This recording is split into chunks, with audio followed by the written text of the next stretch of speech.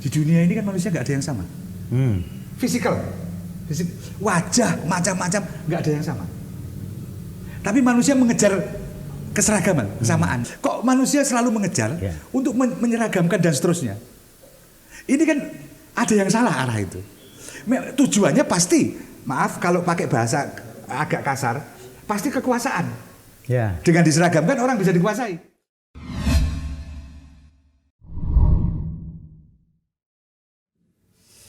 Assalamualaikum warahmatullahi wabarakatuh. Jamaah Ma'iyah yang berbahagia, ya, mbok yang nggak berbahagia ya nggak apa-apa. Adik-adik, cucu-cucu, ponakan-ponakan, juga Pak D, Pak Lek. Kita lanjutkan lagi karena misteri tidak ada habisnya. Yang kemarin kita sudah bahas tentang misteri dan banyak orang kan terjebak. Kadang-kadang orang merasa memahami manusia dan bisa menyimpulkan, dan kita baca banyak buku-buku, banyak kitab-kitab manusia itu begini-begini. Padahal itu tidak pernah menjadi kesimpulan utuh tentang manusia. Bahkan dirinya sendiri pun tidak bisa mengenali dirinya. Ada cerita tentang, kalau nggak salah, Abu Yazid Al-Bistami, seorang sufi besar yang dianggap salah satu tokoh. Itu umurnya waktu itu 76 tahun. Ditanya ada orang, ya Syekh, berapa umurmu? 1 tahun, jawabnya. Duh, Anda sudah sekian tua kok 1 tahun? Ya, saya baru 1 tahun menemukan diri saya. 75 tahun saya mencari. Itu pun dia nggak bisa menyimpulkan, nggak bisa mengatakan siapa dirinya. Cuma baru menemukan dirinya di usia 75 tahun. Indikasi menemukan. Nah, kita sekarang royoan balapan untuk menyimpulkan macam-macam tentang manusia tanpa pernah memahami dasar-dasarnya.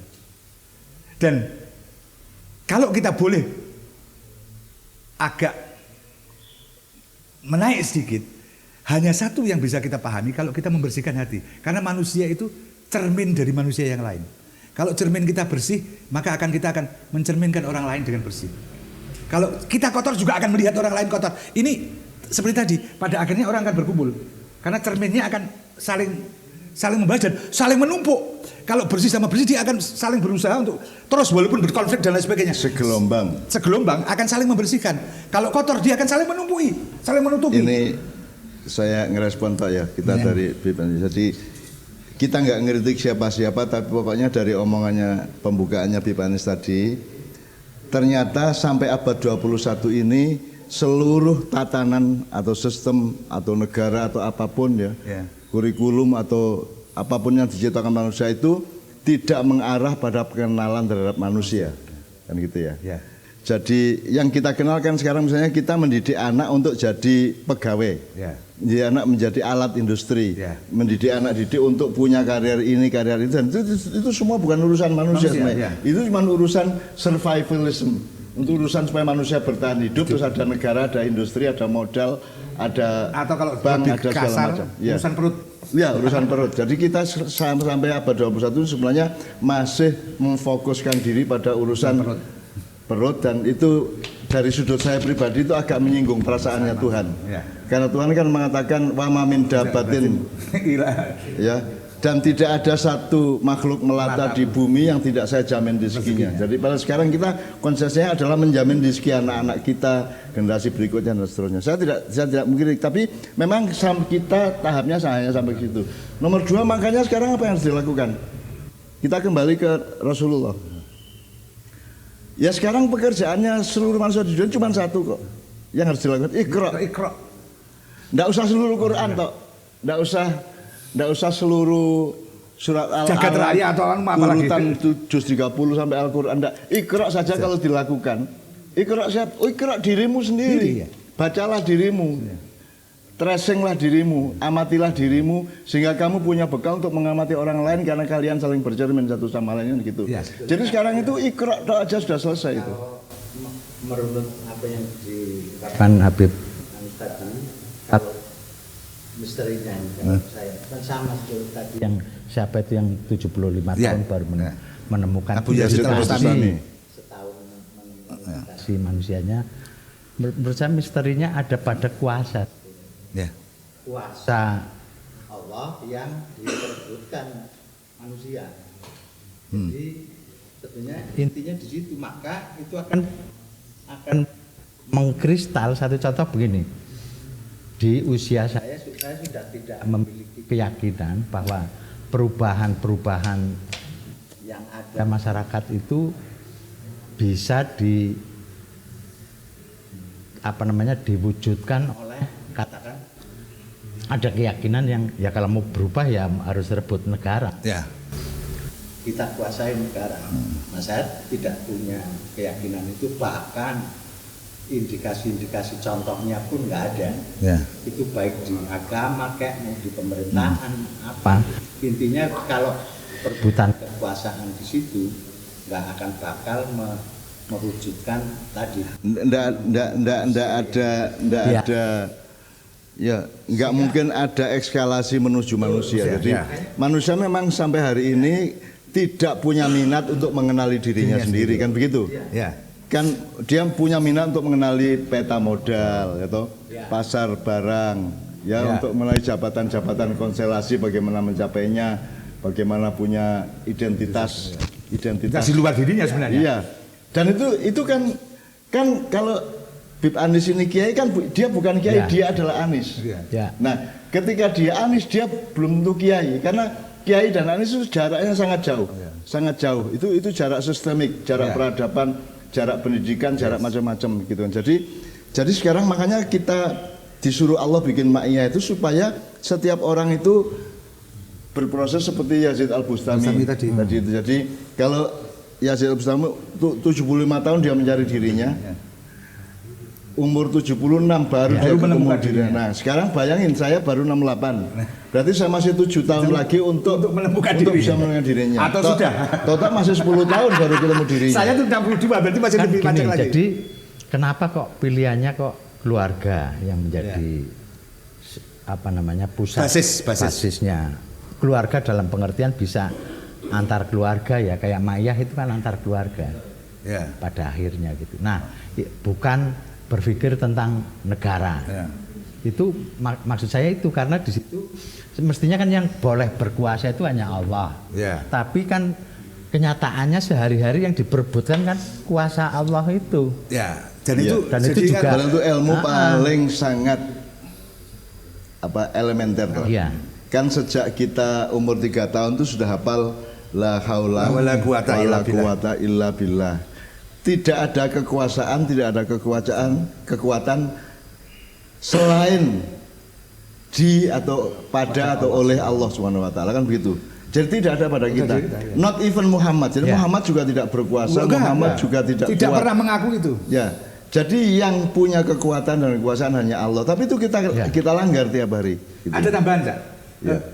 Bahkan Kanjeng Nabi bukan hanya tidak merasa punya kekuasaan. Di dalam Quran semua nabi-nabi itu punya ada keanehan tertentu.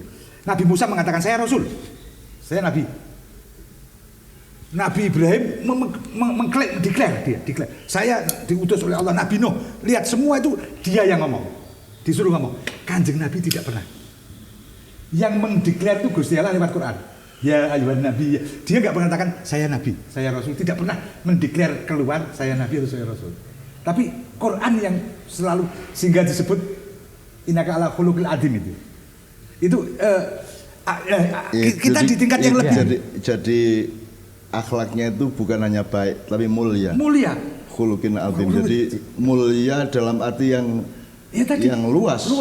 Jadi bukan lagi kekuasaan itu. Artinya kan gini, kita kan enggak harus menunggu 70 tahun Nabi kan juga 40 mulai dia bukan usianya kan 63. Nah, menurut saya di titik ini kita juga mestinya sudah mendapatkan indikasi walaupun belum kesimpulan bahwa pilihannya enggak salah-salah amat.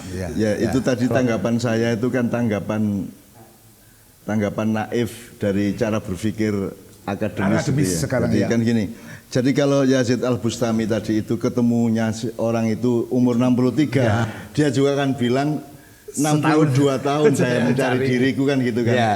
Itu kan jadi sebenarnya itu kita harus paham bahwa itu esensial bukan teknis gitu. Artinya itu sepanjang hidup saya mencari. Iya, Gitu. iya, Artinya iya. kan lebih kita buat umum sepanjang hidup. Yang menarik juga, Cak. Tadi jenengan bahwa salah satu skandal terbesar di filsafat dan itu diakui oleh para filsuf mulai dari Aristoteles atau sebelum Yunani sampai dengan filsuf-filsuf Jerman dan Eropa modern, itu skandal terbesar. Mereka tidak pernah bisa dan tidak pernah ada ketika mereka bicara tidak pernah mendefinisikan siapa manusia. Ya. Apa manusia? Dan itu menjadi dasar semua peradaban kita. Tidak pernah mengenal manusia sehingga yang dicari tadi hal-hal di luar kesejatian kita. Itu perjalanan sejarah. Ya akhirnya kan jadi disproporsional. Ya sekarang kedelai diaku sebagai padi ya. Bahkan jadi misalnya sekarang keledai diberi peran sebagai kuda kan gitu kan ya. Karena tidak kenal ya. Tidak kenal juga contoh yang lain, kenapa sih saya katakan atau bahkan di lingkungan Mak Yah kok tidak jadi cebong atau kampret ya. Itu menurut saya itu ada unsur itu ya gitu loh. Jadi termasuk tadi pilihan-pilihannya yang disebut perubahan adalah ya perubahan yang otentik, yang fundamental ya di tingkat keluarga, di tingkat individu, di tingkat itu menurut jadi saya kita tidak urusan itu. Sama massa tidak urusan sama konstituen, tidak urusan sama kekuatan politik, kita tidak menyentuh kekuasaan negara dan pemerintah ya. Kita urusan sama pendidikan permanusia di Mak Yah supaya suatu hari dia bisa menemukan dirinya dan bisa menjadi manfaat bagi lingkungannya dalam skala kecil atau besar terserah. Kan gitu. Atau bahasa lain kita tidak terkontaminasi oleh tema apapun yang dari luar. Kita hanya fokus pada tema yang akan menumbuhkan kemanusiaan kita dan di lingkungan dalam. Jadi kalau kita menyinggung keluar itu hanya untuk membersihkan efek-efek tematik itu ke pikiran manusia. Karena itu bagian pendidikan. Kalau kita tidak ngomong itu, orang bisa terkontaminasi. Tapi kan kita sedang katakanlah begini. Jadi ginilah, yang dimaksud Bipanis itu untuk menghilangkan virus harus pakai antivirus. Dan antivirusnya itu kan sebuah jenis virus tertentu kan gitu kan.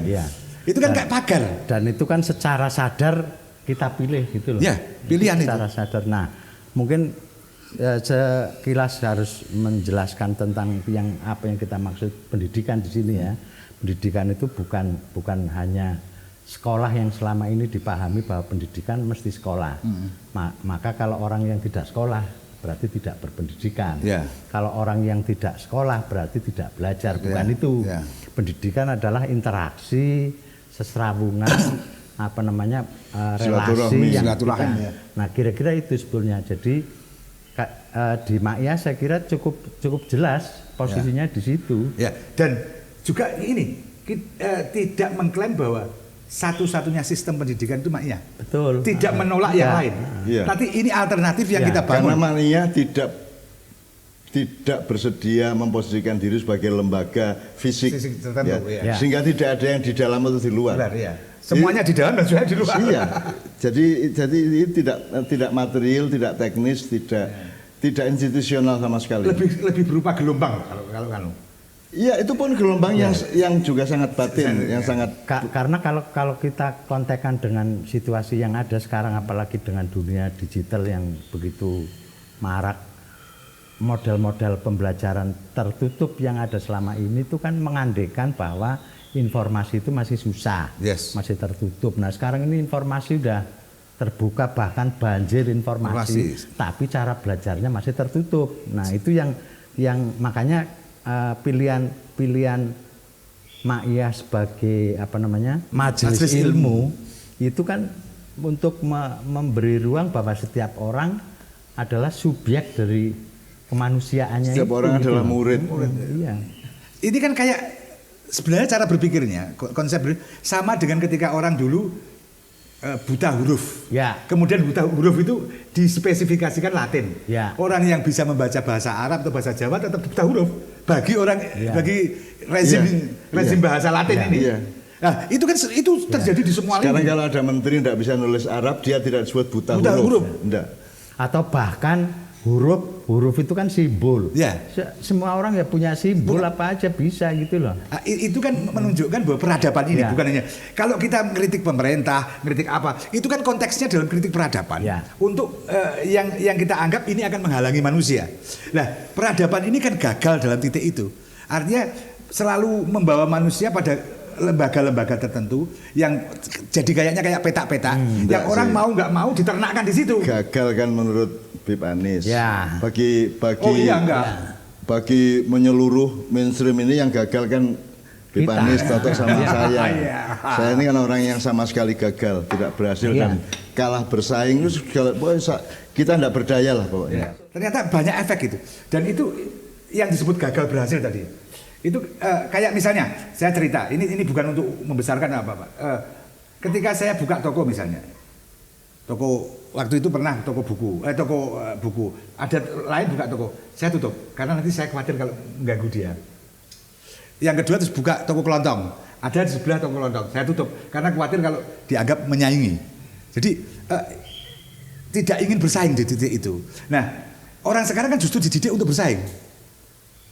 Nah, Itu pun bersaing di ruang tertutup yang diciptakan oleh yang nyuruh kan. Iya, oleh sistem tertentu. Jadi seperti yang Toto bilang tadi, jadi sebenarnya yang disebut buta huruf itu kan khusus urusan huruf Latin. Huruf Latin. Kan itu bukan Jawa atau Ya. Arab atau apapun.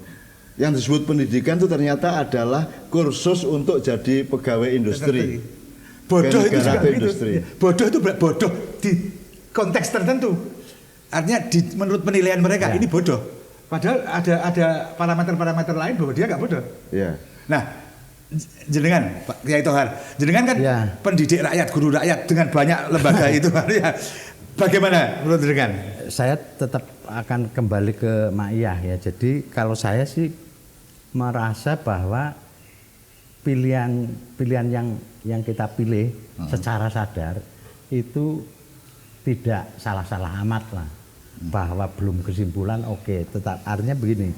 Artinya bahwa concernnya Ma'iyah ada di perkembangan manusianya tadi. Itu udah pilihan yang tepat. Nah, satu contoh di dalam dunia persekolahan ini yang akhirnya atau kesimpulannya sangat membunuh bakat tadi, membunuh kecenderungan adalah indikasi perkembangan individu manusianya itu diterjemahkan menjadi mata pelajaran. Nah, disitulah sebetulnya praktek penyeragaman itu terjadi. Artinya semua siswa, semua murid harus menyesuaikan sekolah, bukan sekolah menyesuaikan murid. Nah, disitulah awal mula penyeragaman itu dimulai. Bahkan menurut saya itu udah pembunuhan besar-besaran, pembunuhan terhadap bakat, pembunuhan terhadap kecenderungan, pembunuhan terhadap Fadilah Tuhan. entitas pembunuhan terhadap keunikan itu terjadi. Nah, saya pikir kalau pakai ilmu dunia, Ma'iyah ini ya merebut ruang publik sebetulnya untuk mewujudkan bahwa kalian itu punya ruang untuk menemukan dirinya. Kan nggak penting di Ma'iyah kamu mau jadi apa, itu nggak penting. Iya. Ya, tapi yang penting kamu menjadi Itu nanti manusia urusan yang output sistemnya. Nah, kira-kira seperti itu kalau menurut saya. Mas Tohar, gini, ada hal menarik yang sebenarnya fakta. Ini kenyataan yang dihadapi manusia. Di dunia ini kan manusia nggak ada yang sama. Fisikal, wajah macam-macam nggak ada yang sama. Tapi manusia mengejar keseragaman, kesamaan itu. Yang sama sebenarnya di gelombang dalamnya. Itu sebenarnya kalau ayat, itu kan ayat Allah yang telanjang bulat itu bahwa manusia berbeda-beda. Kenapa kok sistem itu membuat Termasuk sidik jari ya. Ya, sidik jari itu kan unik, nggak ada yang sama. Kok manusia selalu mengejar untuk menyeragamkan dan seterusnya. Ini kan ada yang salah arah itu. Tujuannya pasti, maaf kalau pakai bahasa agak kasar, pasti kekuasaan. Ya. Dengan diseragamkan orang bisa dikuasai. Kalau orang dilepaskan menjadi dirinya masing-masing, penguasaan itu akan berbeda. Kalau pakai terminologi lain ya, mereka itu mengabdi kepada kekuasaan, harta benda, karier segala macam. Tidak mengabdi kepada manusia saja, enggak mengabdi, apalagi kepada Tuhan. Kepada Allah. Ya. Kira-kira gitu ya, kira-kira gitu ya. Ya. Nah, sekarang ini tadi sudah sedikit dengan Mas Toto. Cak Nun kan sudah keliling kemana-mana. Ketemu ragam manusia, bukan hanya di Indonesia, bukan hanya dari pulau-pulau, tapi dari negara-negara. Yang paling misteri yang dengan temukan. Karena kayak gini, perhatian saya keliling dunia ya, dari Amerika, Eropa, macam-macam, sejumlah negara Asia sampai ke desa-desa di Filipina segala macam. Itu kan yang kepekaan saya kan terhadap manusianya. Ya. Sehingga saya tidak terlalu tertekan oleh identitasnya, agamanya apa, ideologinya apa, tidak tertekan saya. Karena saya selalu merasa menikmat untuk menemukan manusia. Jadi misalnya saya ketemu jenderal orang CIA misalnya ya, itu yang saya nikmati manusianya. Dan itu yang membuat saya mendapatkan fasilitas sistem yang melebihi kalau saya melakukan sebagai jenderal. Karena kalau kita ketemu yang asli dari dirinya, berarti kan urusannya cinta atau ketakutan. Yang tadi itu akhawf ar-raja ya gitu. Jadi saya mendapat keuntungan sangat banyak di dunia ini karena saya selalu menemukan orang sebagai manusia. Jadi saya bisa masuk ke sekte-sekte terlarang misalnya di Amerika, Sun Myung Moon, Hare Krishna atau macam-macam, itu saya bisa menjadi anggota sekte mereka tanpa kesulitan apa-apa karena silaturahmi manusia kan gitu. Dan saya ketika pulang ke Indonesia saya masih dianggap anggota mereka dan saya tidak keberatan sampai sekarang saya masih dianggap alumnus mereka. Saya itu kan alumnus salah satu universitas saja menganggap saya alumninya kok. Jadi ketika Kiai Kanjeng terakhir ke Belanda itu kan saya diminta pidato pada DSISS, Institute of International Studies ya. Terus rektornya mengumumkan bahwa MH adalah alumni tahun 85. Dan itu bukan sembarang alumni, dia bilang, malah ditambahin gitu, bukan sembarang alumni. Padahal saya tidak pernah kuliah di situ, saya tidak pernah ngapa-ngapain di situ. Saya cuma bergaul secara kemanusiaan dengan sejumlah profesor dan tokoh-tokoh di sana gitu dok. Dan saya membuktikan diri dengan menyumbang mereka berbagai macam metode pendidikan, wawasan tentang kebudayaan. Kan saya resminya kan saya mengajar, atau saya ini dosen Culture and Development, terus Religion and Development. Saya ini resminya dosen kebudayaan dan agama, terus pertumbuhan dan agama, pembangunan dan agama kan gitu. Ini kan misteri baru ya? Iya. Jadi sebenarnya dunia teknis sistem ini yang sebenarnya legitimasinya jelas siapa profesor siapa bukan, itu pun ternyata terlanggar kok. Loh, saya dianggap alumnus kan mestinya kan ada suratnya. Iya, ada jalur resmi ya, formalitas. Padahal saya bukan. Ini kan yang saya katakan manusia itu misteri dan hubungan manusia kan lebih misteri lagi.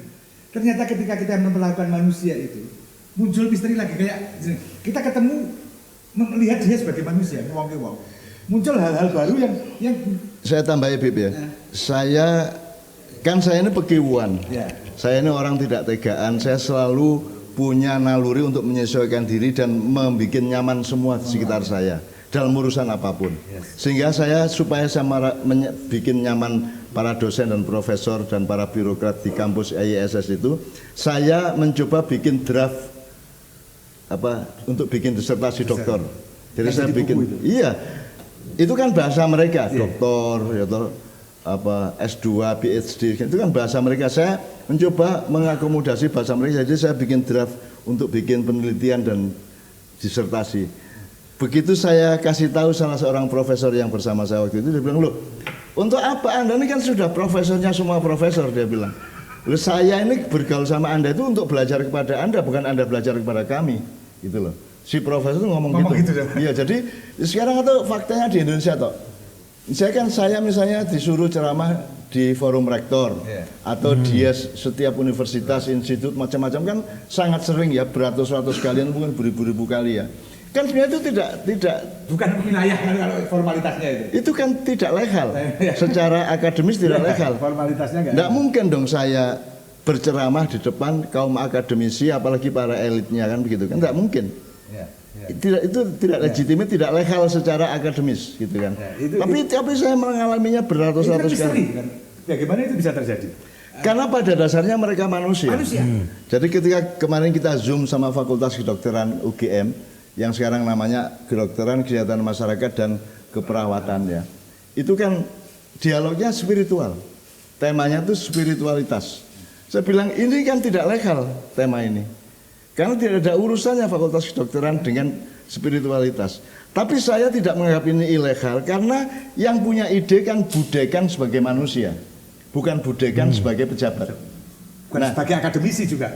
Juga bukan Budekan sebagai akademisi, tapi beliau sebagai manusia yang punya hati, punya nurani, punya roh, punya segala macam, dan punya kesadaran yang kemudian diterapkan secara di ranah akademis gitu ya. Dan ternyata tidak ada masalah, tidak dimarahi oleh wilayah akademis yang lain, tidak juga. Kenapa? Karena dekan yang lain kan juga manusia. Cuman mereka selama ini tidak terdidik untuk bersegera mengidentifikasi bahwa nomor satu mereka itu manusia, nomor dua baru dekan atau rektor atau presiden itu. Nah, yang kita terapkan di MAIA kan itu bahwa bahkan laki-laki perempuan aja enggak kok. Manusia dulu kok. Jadi makanya di MAIA kan tidak ada iki wedok iki lanang kan enggak ada. Cuma campur aduk dan sudah kita tegaskan kepada jamaah selama berpuluh-puluh kali. Ini kalian enggak rawan skandal ini campur aduk laki-laki perempuan. Ternyata tidak karena mereka datang tidak sebagai laki-laki, datang tidak sebagai perempuan. Mereka datang sebagai manusia. Jadi kesadarannya itu kan membangun seluruh perangkat dari dirinya itu sehingga dia tidak lantas bersikap sebagai laki-laki, tidak pada gender. Jadi yang terakhir ini menurut saya ya kita jangan bermain-main dengan misteri manusia. Kalau saya menangkap ya ini sebenarnya kuasa Allah. Nah, ketika kita bermain mau merebut misteri itu, nah itu yang sebetulnya yang terjadi yang ada di kalau ini. Kalau menurut Sintoto ya sebenarnya kalau aslinya kalau menurut saya ya logisnya gitu ya. Ya itu kan menyakiti hati Tuhan. Loh, pelukis itu kan sudah kalau melukis itu kan tidak boleh dirubah siapa-siapa. Kena tetesan gerimis saja dia marah, nangis dia. Gitu. Nah, ini Tuhan bikin gen bermiliar-miliar bermacam-macam, tidak ada yang sama satu sama lain, sama manusia diseragamkan, dipersempitkan dan ditaruh di dalam sebuah ruang sempit kan gitu. Berhak marah gitu. Ya Tuhan kan sebenarnya sangat marah sebenarnya gitu ya. Kalau Tuhannya bukan Allah SWT mungkin tindakannya berbeda. Gitu ya. Kalau kita membayangkan andaikan kita berada pada posisi Allah itu mungkin kita bulan itu saya ambil saya lemparkan ke bumi atau bumi saya ambil saya lemparkan ke matahari dan seterusnya. Tapi kan Tuhan Maha Pemurah, Maha Sabar, As-Sabur itu. Allah Maha Rahman, Maha Rahim, Maha Mulia, Maha dermawan ya. Gitu ya. Seharusnya dia marah enggak marah kan gitu. Ini kita bukan dalam rangka mengkritik atau mengkritisi situasi-situasi modern, tapi memang saya kira dari cara berpikir yang kita bangun di video ini adalah, kalau dasarnya adalah kudroh dari Allah atau qadar dari Allah, kemauan Allah, maka yang kita langgarkan gede-gedean. Besar-besar ya. Gede-gedean. Dan ini kan memang bukan apa namanya? Ini dibangun bukan sehari dua hari. Yang kita kritik bahwa ini kecenderungan ini sudah dari sekian abad yang lalu dibentuk sampai dengan puncaknya sekarang. Artinya bahwa peradaban hari ini memang melahirkan manusia-manusia cacat, manusia-manusia tidak lengkap kalau paling enggak. Dan itu dalam periode-periode berikutnya kalau kita enggak orang per orang memperbaiki akan melahirkan generasi meneruskan ini. Karena itu kalau istilahnya jenengan tadi diri sendiri dan lain sebagainya. Perintahnya kan ku anfusakum wa ahlikum naro. Selamatkan dirimu dan keluargamu. Lingkaran kecil ya. Naro kan selama ini kalau tafsir kan nar itu kemudian dihubungkan dengan neraka. Padahal nar itu kalau dipakai kan kalau instan apa saja yang menyiksamu. Yang sama manusia, api. Ya apa saja yang menyiksamu. Energi negatif yang menghantam diri kamu. Itu semua itu. Nah, ini kan semua yang ada di sekitar kita ternyata menjadi energi negatif nar yang menghilangkan kita dari menemukan diri kita sebagai manusia. Nah, itu yang kita selamatkan diri kita. Anfusakum wa ahlikum. Jadi kalau pakai idiomnya Bib Anis ya, jadi umat manusia sampai abad 21 itu kan pati obong. Nah, jadi kita itu membunuh diri kita dengan mau menaburkan api ke diri kita sendiri kan gitu. Jangankan akan menemukan siapa dirinya berdasarkan fitrah Allah ya. Kita naro itu kita nggak hati-hati kok kita. Jadi ya ngene baik Bib Anis, jadi ya udahlah kita bangga jadi orang biasa saja. Jadi ya wis cilik-cilikan. Tapi indah nek aku kuwi wae. Ya, kalau dulu Sumakar bilang small beautiful. Ya, udah. Oke, tapi bahwa pada akhirnya Rasulullah SAW ketika di Mekah awal itu ditertawakan orang. Loh, kamu itu semua orang nggak ada yang ke Ka'bah kok. Ngapain sendirian? Tapi ketika yang kecil itu menjadi dirinya sendiri, itu ya besar. Kita juga tidak bermimpi akan seperti mengalami seperti Rasulullah, enggak juga. Mungkin sampai akhir hayat kita diremehkan orang juga gitu. Cuma kita masalah. Menjaga diri bahwa ya memang dari kecil-kecil itu tumbuh yang besar. Yang kita ambil dari Rasulullah malah beda kok, Bib. Jadi misalnya sekarang Rasulullah dulu pokoknya semua sekitar itu kalau tidak menjadi pengikutnya jadi musuhnya kan gitu kan. Tapi kemudian di akhir hayat beliau kan semua menjadi pengikutnya. Gitu kan ya. Nah kita sama Toto kan tidak punya potensi untuk itu. Emang siapa yang jadi pengikut kita kan nggak ada. Gitu loh. Jadi kita juga tidak berobsesi untuk hebat seperti Rasulullah gitu ya. Cuman kita ambil dari Rasulullah ini kan ada istilah di Ma'iyah kalau Rasulullah itu kan abdan nabiyya. Kalau Nabi Sulaiman itu mulkan nabiyya. Nah kalau kita ini kan abdan abdiyah. Jadi kalau Nabi Sulaiman, Nabi Daud itu kan nabi yang raja atau raja yang nabi. Kalau Nabi Muhammad itu nabi yang awam, nabi yang orang biasa. Nah kita adalah orang biasa yang orang biasa. Kita bukan raja, bukan nabi, kita orang biasa. Dan kita di situ itu sangat nikmat. Bukan itu pilihan yang memang nikmat itu kan yang kompatibel. Memang yang kompatibel yang membuat kita bahagia. Iya. Jadi kita tidak cemburu kepada kekuasaan, tidak cemburu kepada presiden dan menteri, kepada anggota DPR. Kita tidak ada sentuhan dengan itu semua. Tidak ada keirian apalagi cemburu ya. Karena apa? Karena kan iqra wa aqra'u nafsi ya. Baca. Dan aku membaca diriku. Dan aku tidak menemukan diriku di kelas di SD terus saya lari. Saya tidak menemukan diriku di Gontor, saya lari. Saya tidak menemukan diriku di SMA, saya keluar. Tidak menemukan diriku di UGM, saya keluar ya gitu ya. Bukan saya keluar dari UGM, saya tidak menemukan diri saya di dalam pengajaran mereka dan seterusnya. Ya, tampaknya kita bicara misteri makhluk manusia nggak akan habis. Pelajaran yang bisa kita ambil meskipun ini bukan kesimpulan, karena misteri tetap akan jadi misteri.